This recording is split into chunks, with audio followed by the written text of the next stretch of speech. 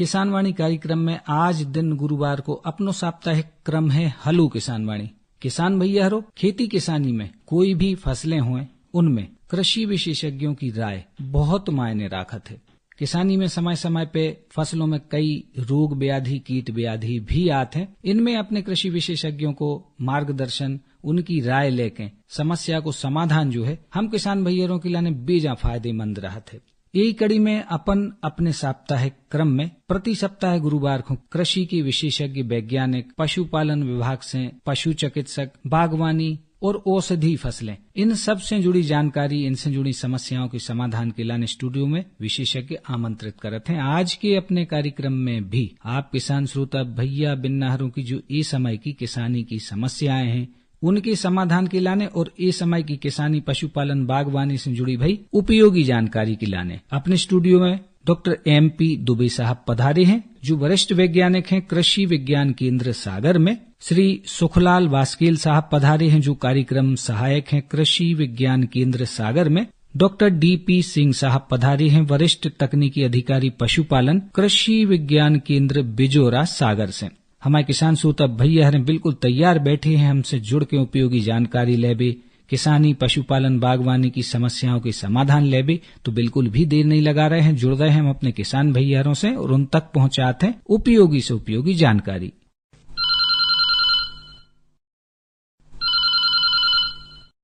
Hello hello, स्वागत कर रहे कार्यक्रम हलो किसानवाणी में भैया आपको।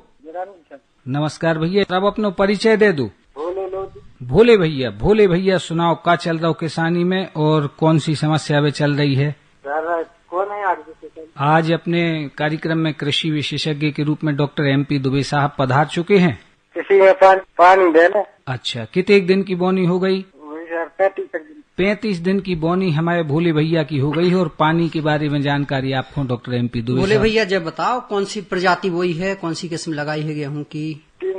306। बिल्कुल सही समय पे प्रश्न किया।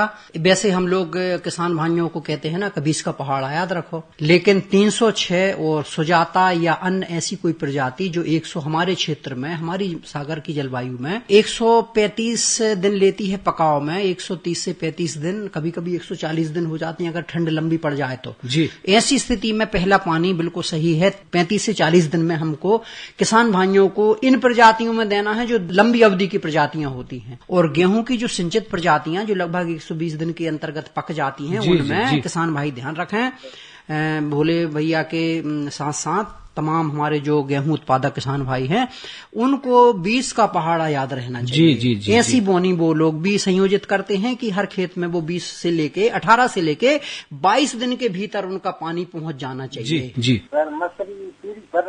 मसरी पीरी पर रही कहाई भैया, माहू तो नहीं लगो? नहीं सर, अच्छा एक काम करो, हल्का सा उसमें 2 घंटे का स्प्रिंकलर चला दो, खुला पानी मत देना। खुला पानी मसूर चने में अपन को रोकना चाहिए क्योंकि ये दलहनी फसलें हैं। अगर आपने खुला पानी दे दिया और ज्यादा पानी अगर चला गया तो आपकी मसूर को नुकसान हो सकता है। इसलिए आप 2 से 3 घंटे का स्प्रिंकलर चला दें। हो सकता है नमी की कमी से ये पीलापन हो, नंबर 1। नंबर 2, आप ठीक से देखें उसमें, अभी तो हालांकि छोटी होगी मसूर है ना, फिर भी देख लें उसमें प्रमुख रूप से माहू आता है काले कलर का, या हो सकता है कि दूसरे प्रकार के भुनगे पीले कलर के, हरे कलर के, दूसरे कलर के आपके यहाँ रस्सू कीट लगे हों, तो ये भी पीलापन का एक कारण है। मुख्य रूप से पीलापन का कारण इस अवस्था में जड़ क्षेत्र में पानी की कमी से हो सकता है। जी, आपके माध्यम से पहुंची जानकारी निश्चित किसान भैया हरें लाभ ले हैं। भोले भैया बहुत बहुत धन्यवाद आपको फोन हमारे कार्यक्रम में प्राप्त भाव। हलो किसानवाणी में आप किसान श्रोता भैया बिन्नाहरों की समस्याओं के समाधान लगातार जारी है। मनो अब समय हो गया है मनोरंजन को, और मनोरंजन के लाने पन सुन रहे हैं द्रौपदी यादव और इनकी सखियों को गाँव भाव जो बहुत ही प्यारो सो विवाह लोकगीत। अरे कौन के अंगना मेरा हुलिया जे में फरियाना, जे में फरियाना रो, कौन के अंगना मेरा हुलिया जे में फरियाना, जे में फरियाना, कौन के अंगना मेरा हुलिया जे में फरियाना, जे में फरियाना रो, कौन के अंगना मेरा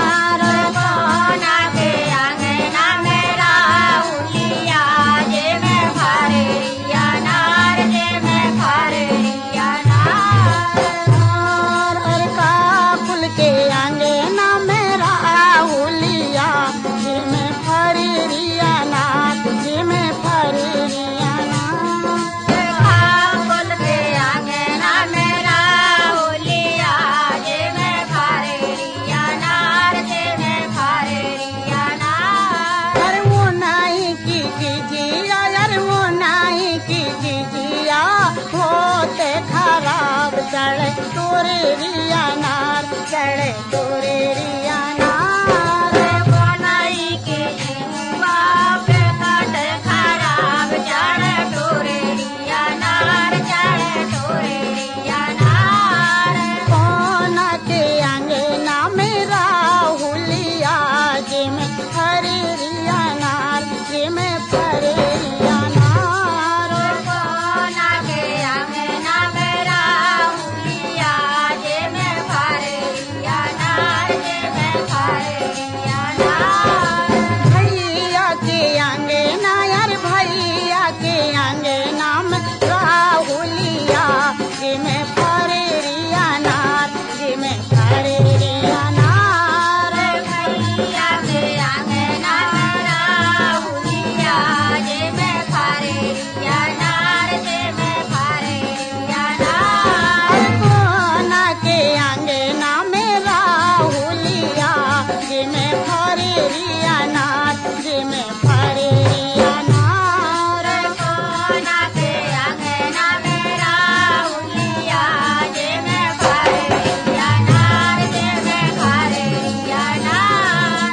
कौन के अंगना में राहुलिया, जिम फरे रिया नार, जिम फरे रिया नार। कौन के अंगना में राहुलिया, जिम फरे रिया नार, जिम फरे रिया नार। फूफा के अंगना में राहुलिया, जिम फरे रिया नार, जिम फरे रिया नार। फूफा के अंगना में राहुलिया, जिम फरे रिया नार, जिम फरे रिया नार।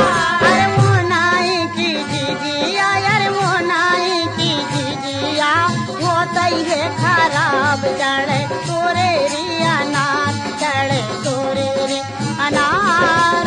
वो नाई की जीजिया, होतई खराब, चढ़े तोरे रिया नार, चढ़े तोरे रिया नार। कौन के अंगना में राहुलिया, जिम फरे रिया नार, जिम फरे रिया नार। कौन के अंगना में राहुलिया, जिम फरे रिया नार, जिम फरे रिया नार।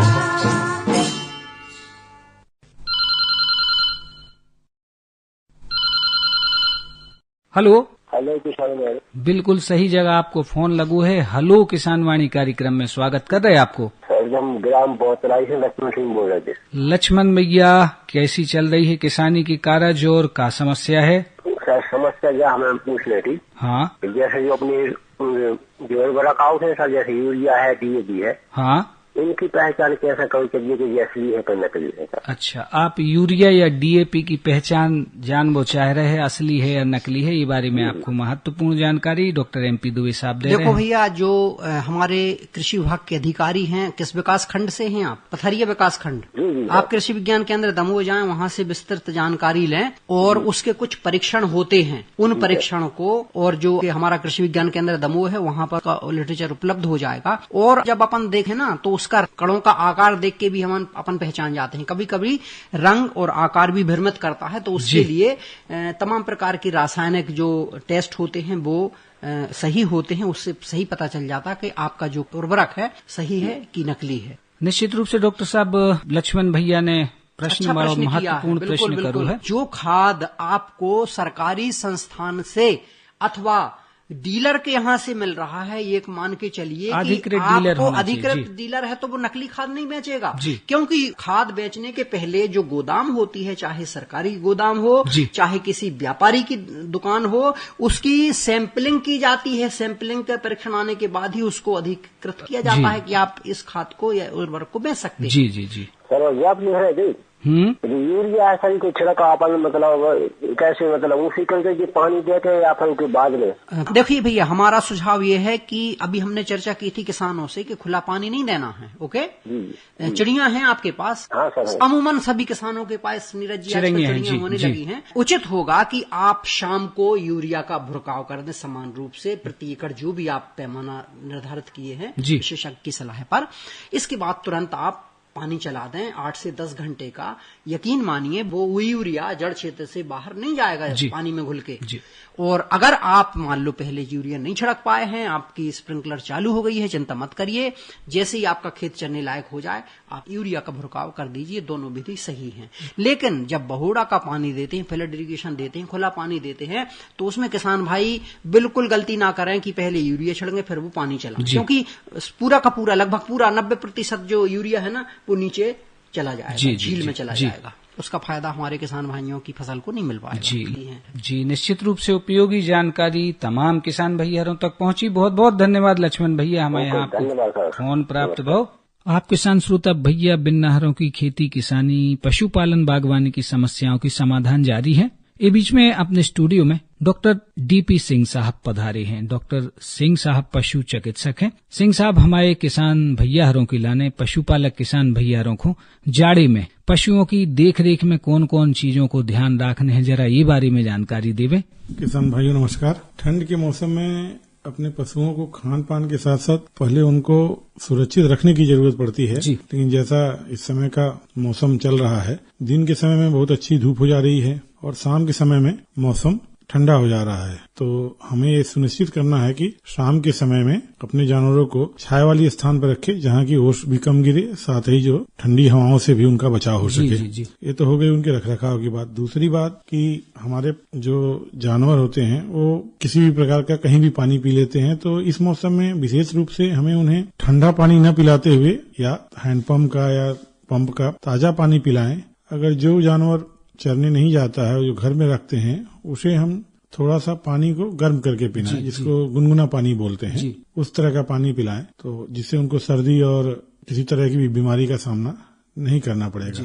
और दूसरी बात एक मैं कहना चाहूंगा कि जो जानवर चरने के लिए मैदान में या खुली जगहों पे जाते हैं, उन्हें बहुत सुबह के समय न भेजें। सुबह के समय बहुत ठंड भी रहती है और साथ में क्या होता है कि जो हमारे चारागाह हैं, जो हमारी घास है, उस पर ओस गिरी हुई पड़ी रहती है, जिस कारण से वो सुबह जाएंगे, अगर ओस से भरा हुआ चारा खाएंगे तो गैस अफरा, जिसको अफरा बोलते हैं, उसकी समस्या उनमें आन पड़ेगी, जिसके कारण से उनका स्वास्थ्य भी खराब होगा, कभी कभी उनकी मृत्यु भी हो सकती है। निश्चित रूप से उपयोगी जानकारी और चर्चा जारी रहे। ये बीच में हमारी किसान श्रोता हमसे जुड़ रहे हैं।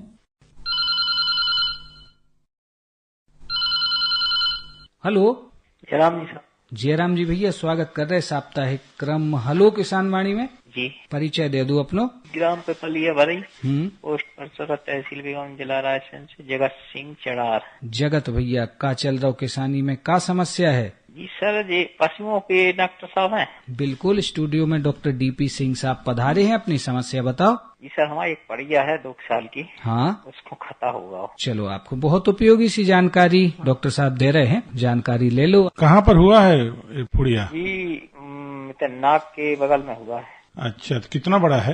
हमें कितना बड़ा बता दें। फिर भी एक मतलब फल से बेर आवरी बरूबर कहा ना। अच्छा, बड़ा है थोड़ा। तो उसमें थोड़ा सा उसे देख लें कि उसमें कोई चीज ऐसा तो नहीं कि कहीं चरने वगैरह गई हो या उसमें कहीं कांटे वगैरह लग गए हों, क्योंकि कभी कभी कांटे वगैरह लग के टूट जाते हैं तो भी उसमें सूजन आ जाती है और वो पुड़िया के रूप में दिखाई पड़ता है।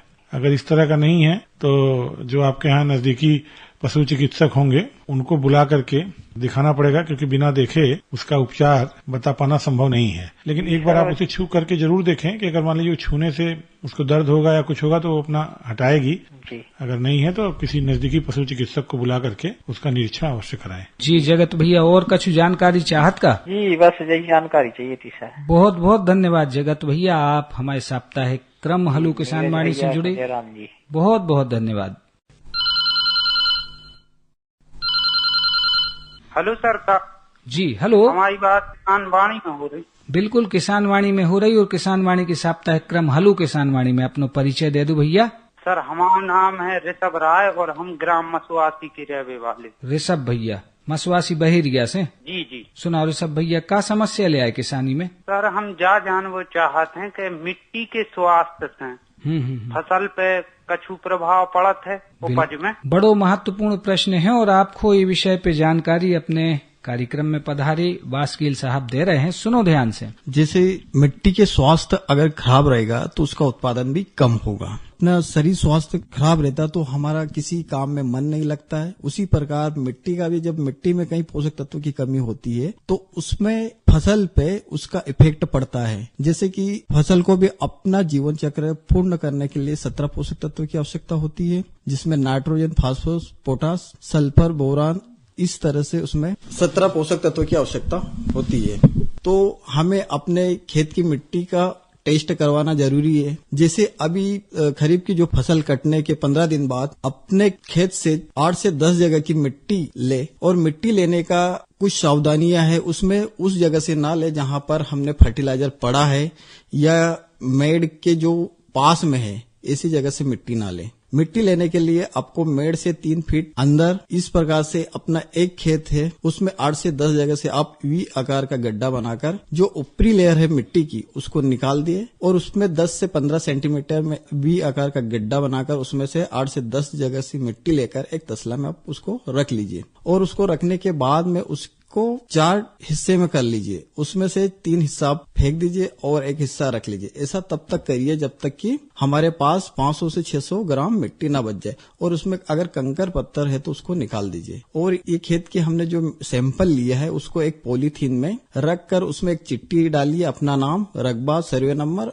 और खेत की निशानी, और इसको आप मिट्टी परीक्षण प्रयोगशाला जैसे हमारे सागर में होती है, आने वाले समय में सागर के हर ब्लॉक में स्टार्ट होने वाली है, तो आप वहां जाकर मिट्टी का परीक्षण कर सकते हैं। अधिकतर किसान क्या करते हैं कि डीएपी, यूरिया और सुपर डालते हैं, और कुछ किसान पोटाश डालते। हम पोषक तत्वों का नहीं उपयोग करते या बहुत कम मात्रा में उपयोग करते, और हमें पता भी नहीं है कि हमारी मिट्टी में किन पोषक तत्वों की कमी है और किन पोषक तत्वों की पर्याप्त मात्रा में है। जैसे कि आपने देखा होगा, जैसे टमाटर वगैरह आपने देखा होगा कि अंतिम भाग उनका सड़ने लगता है जी। ये क्या होता है कि कैल्शियम की डिफिशियंसी के कारण टमाटर वगैरह के फल जो सड़न होती है, कहीं कहीं टमाटर में क्रैकिंग होने लगती है, ये बोरान डिफिशियंसी की कमी के कारण होता है। और जैसे हम पोटास की डिफिशियंसी भी होती है तो वहाँ कहीं प्रकार की हमारी फसल में बीमारियां लगती है। पोटेशियम का भी एक काम होता है कि पौधे के अंदर रेसिस्टेंट, बीमारी के प्रति रेसिस्टेंट उत्पन्न करना होता है। अगर इन पोषक तत्वों की कमी होगी तो हमारा उत्पादन सही नहीं मिलेगा। तो इस प्रकार से हमें अपने खेत की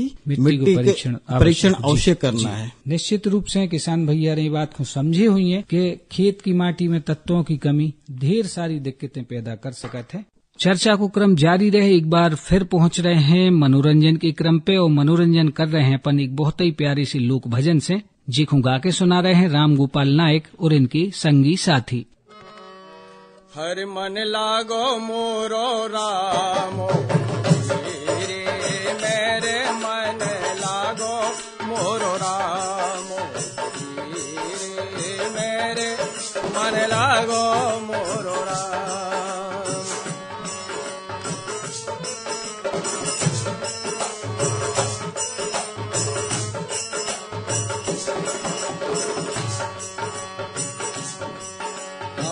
जो सुख पाहो रामा भजनों में, रामा भजनों में, रामा भजन में, जो सुख पाहो रामा भजनों में, वो सुख नहीं आ मेरी, मेरे मन लागो मोरो रामो, मेरे मन लागो मोरो रामो, मेरे मन लागो मोरो रामो।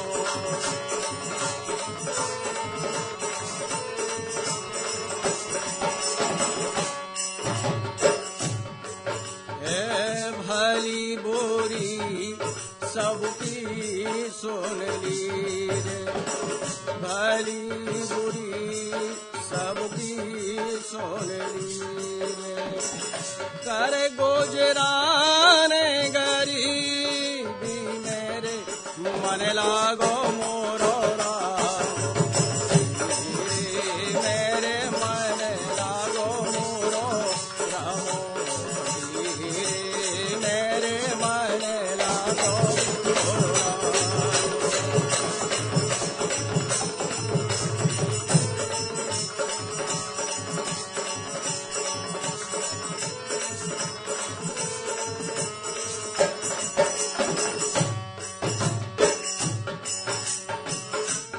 आखिर ये तन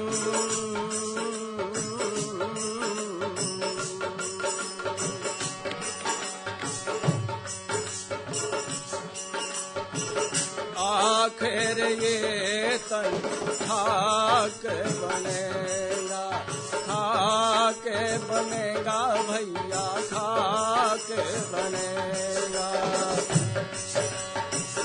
का हुई ये मगरूरी मेरे मन लागो मोरो रामो, मेरे मन लागो मोरो रामो, मेरे मन लागो लागो लागो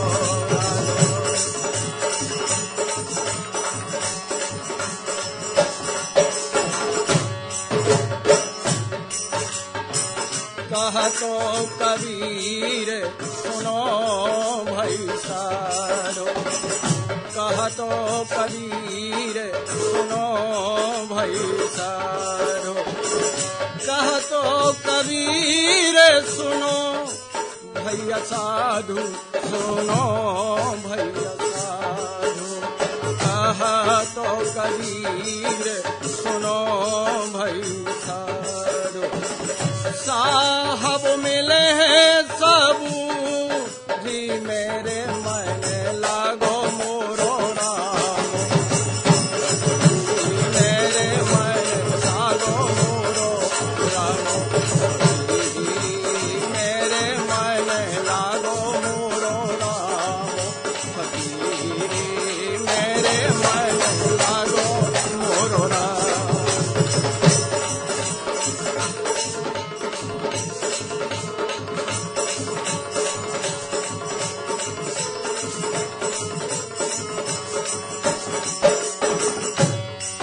हरे लागो लागो लागो लागो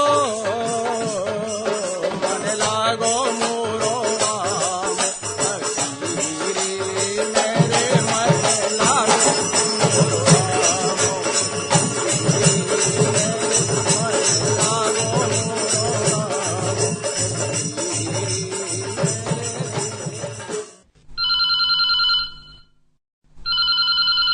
हेलो हेलो, नमस्ते सर। नमस्कार भैया, स्वागत कर रहे साप्ताहिक क्रम में। आपको अपना परिचय दे दो। सत्यपाल लोधी। सत्यपाल लोधी खिरिया ग्राम से। सत्यपाल भैया बताओ क्या समस्या है? सर हाँ कचुआ और पेड़ लगा सर। हाँ और हाँ सर उनकी देख रेख बता सर, इतने करने पर खिलाने। चलो उनकी देख रेख आप पूछो चाहत हो। आषाढ़ में आपने आंवले के पेड़ लगाए थे, लो जानकारी आप तक पहुँच रही है। तो सतपाल जी आप पेड़ लगाए आषाढ़ में, अभी 4 महीने हो गए, तो उसमें आप जैसे 4 महीने अगर आपके पास ड्रिप है तो वाटर सॉल्युबल जितने भी पानी में घुलनशील उर्वरक है उसका आप उपयोग कर सकते हैं। जैसे एनपीके 19-19 का आप एक हाथ प्रत्येक महीने में, उसमें अगर कभी 1 एकड़ का है तो आप उसमें 1 किलो 19-19 चला दीजिए। उसके साथ में जो सूक्ष्म पोषक तत्व रहता है वो 2 महीने के अंतराल पर आप उसमें ड्रिप के माध्यम से चला दीजिए। अगर कभी कम पौधे है तो इसी को आप स्प्रे भी कर सकते हैं। जैसे 4 महीने के हो गए हैं तो उसमें 19-19 50 से 60 ग्राम प्रति स्प्रे पंप है, 15 लीटर वाला पंप,